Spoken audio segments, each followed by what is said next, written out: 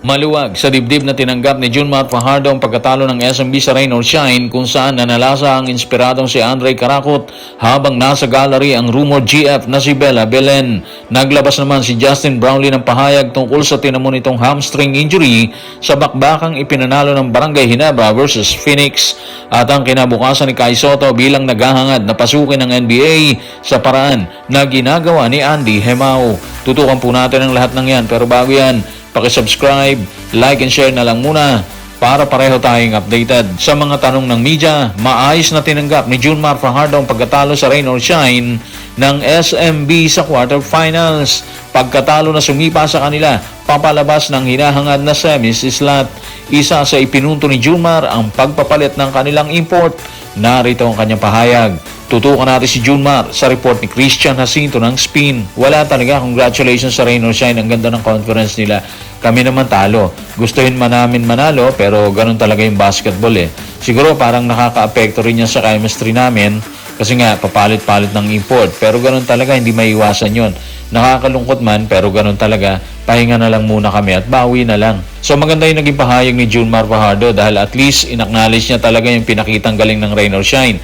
Hindi siya nagdahilan o hindi naghanap ng excuse lang para sa kanilang pagkatalo. Kitang-kita na nirespeto niya yung naging takbo ng conference ng Rain or Shine at kung paano nila nilaro etong serye laban sa San Miguel. Tungkol naman sa issue ng pagpapalit ng import, posible talaga na naka-apekto yan sa SMB mga ka-playoffs. Hindi biro yung mag-adjust kada may bagong import dahil chemistry ang isa sa pinakamahalagang bagay sa basketball. Hindi mo makukuha kagad sa maikling panahon ang timing, spacing, communication at tiwala sa isa't isa lalo na sa playoff atmosphere kung saan bawat possession mabibigat. Kahit kasama pa nila dati, etong si Benny Boatwright. Pero magpakatotoo rin tayo mga playoffs, parang ang tunay na nagdala ng panalo ng Rain or Shine. Although magagaling naman talaga etong grupo ni Coach Yeng Guiao, is yung presensya ni Bella Belen dito sa Inari Center, di ba? Pinanood niya kasi si Andre at mukhang sobrang inspirado talaga si Andre sa laro na yon. Hindi biro yung ilabas niyang all-around performance na 29 points, 6 rebounds at 5 assists, di ba? Halatang may extra gigil at confidence siya sa buong laro na yon. At aminin man o hindi, parang ito talaga yung produkto ng pag-ibig mga playoffs. Iba talaga yung laro ng isang athlete kapag inspired at alam niyang may special na taong nanonood at sumusuporta sa kanya, di ba? Kitang-kita rin kasi yung kilig ni Bella sa gallery kada nakaka-score si Andre. Habang si Andre naman, halatang may kakaibang saya rin nung ini-interview siya pagkatapos ng laro katabi ni Coach Yeng Guiao, di ba? For sure napanood nyo yan. Minsan talaga, bukod sa ensayo at sistema, may dagdag lakas din kapag puso na yung pinapagana sa bakbakan eh. Kung inspirado si Andre Caracut at tinanggap naman ni Junmar ang pagkatalo, tila delikado naman si Justin Brownlee sa semis bunga ng injury. Pero sa gitna ng pag-aalala ng lahat, kaagad itong binawi ng resident import ng Barangay Ginebra. Ayon sa kanya, okay na umano siya pero kasabay nito ang birong tumatanda na siya. Narito ang kanyang kwento. Tutukan natin si Justin sa report ni Ruben Terrado sa Spin. Sa tingin ko magiging okay naman ako. Konting strain lang. Naramdaman ko lang habang laro. Bago to para sa akin eh. Hindi ko pa to naranasan dati. May naramdaman lang ako sa hamstring ko pero okay naman ako ngayon. Wala nang sakit. Tingnan natin, tumatanda na ako. Well, siguro nakakahinga na ng konti yung fans ng Barangay Ginebra. Base kasi sa naging pahayag ni Justin, mukhang hindi naman seryoso ang kanyang hamstring issue. Malaking bagay yun lalo na papasok sila sa semis kalaban ng Rain or Shine. Kitang-kita rin sa laro kontra Phoenix kung gaano ka-importante si Brownlee sa sistema ng Ginebra kasi nga kahit saglit siyang nawala, ramdam agad ang epekto sa depensa at overall rhythm ng team. Pero kapansin-pansin din yung pabirong sinabi niyang getting old, di ba? Tumatanda na. Kahit parang biro lang yon, may katotohanan din naman. Hindi na rin talaga bata si Brownlee at natural lang na mas maramdaman na ng katawan ng pagod at minor injuries lalo na sa bigat ng mga minutong nilalaro niya taon-taon dito sa PBA at sa Gilas, Pilipinas. Kaya siguro, mas lalo nang kailangang samantalahin ng Barangay Ginebra yung pagkakataon habang nandyan pa si Brownlee at kaya pa niya maglaro sa mataas na level, di ba?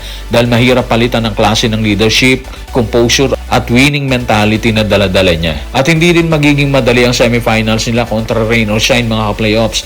Mataas ang moral ng koponan ni Coach Yeng Guiao matapos nilang pataubin ang powerhouse na SMB. Ramdam ngayon ng Rain or Shine na kaya nilang makipagsabayan kahit kanino. Bukod pa ron, sobrang init ng laro ni Andre Caracut nito mga nakaraang laban.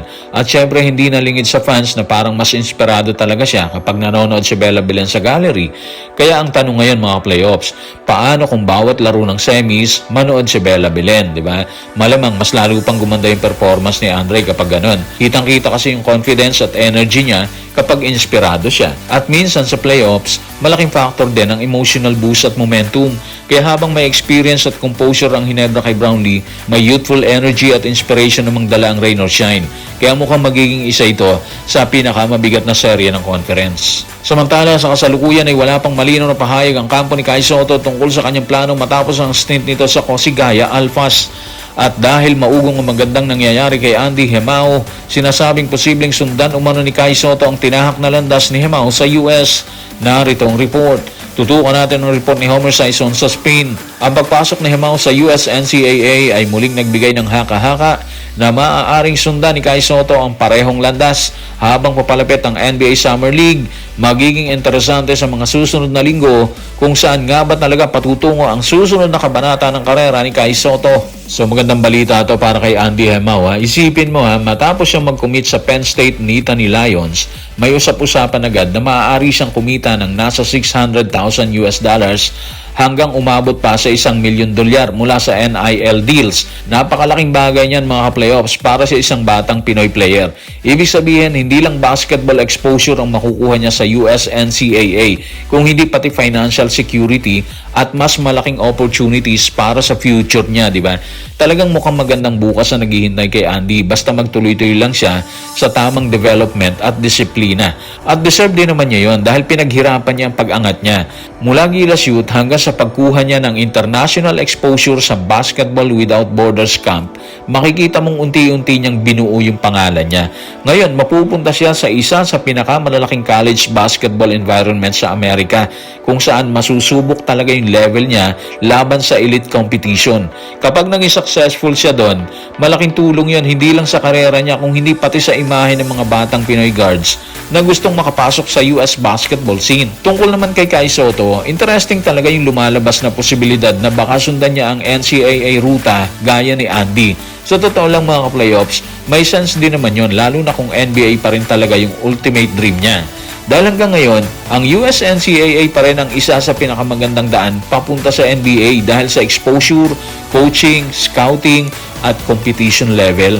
At base rin sa kwento, noon pa man, heavily recruited na si Kai ng malalaking NCAA programs bago siya mag-pro. Pero ang malaking reality pa rin sa ngayon mga playoffs, hindi na rin bumabata si Kai. Kaya siguro kailangan na rin niyang maging diretso at klaro sa target ng kanyang karera.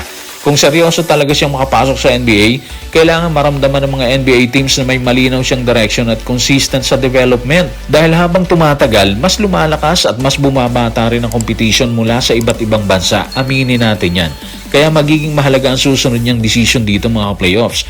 Kung mananatili siyang pro sa Asia o susubukan niyang bumalik sa US system para muling ilapit ang sarili niya sa NBA dream. So guys, maraming salamat.